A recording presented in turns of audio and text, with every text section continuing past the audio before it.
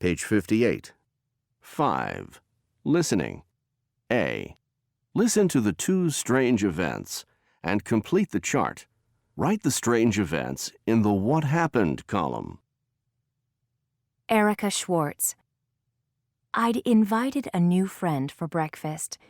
While we were drinking our coffee, my guest asked if I wasn't going to introduce the gentleman who had previously been in the dining room. I said it must have been my husband, Joe, and I went to look for him. But the person had disappeared. My friend assured me she had seen a man who was wearing dark pants, a white shirt, and a black tie. That night I told my husband about it, but then we forgot all about the incident. 2 weeks later, my 10-year-old daughter woke up and saw a man standing at the foot of her bed, staring at her. We told her she must have had a bad dream. Several nights later, we heard noises of chairs being moved around in the dining room. Joe went downstairs to investigate. The chairs had been moved from their places, but there was no one there. As soon as he climbed back into bed, the noise started again. We lived with those noises for more than a year, and some of the guests who slept in our house swore they had seen a man who wore dark pants, a white shirt, and a black tie.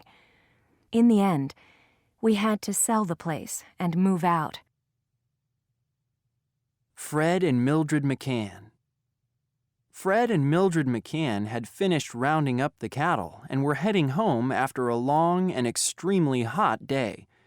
It was already dark by the time they got to the edge of the woods that surrounded their property. Suddenly, they noticed a strange glow coming from the bushes about 100 yards away. Could it be sparks from a fire? A fire at this time of the year would be catastrophic. Mildred and Fred got on their horses and rode to the spot. As they approached a clearing in the middle of the trees, they saw hundreds of tiny lights flickering in the bushes. They looked like miniature stars. B. Write your own idea about why it happened in the Speculation Possibility column. Compare ideas with other students.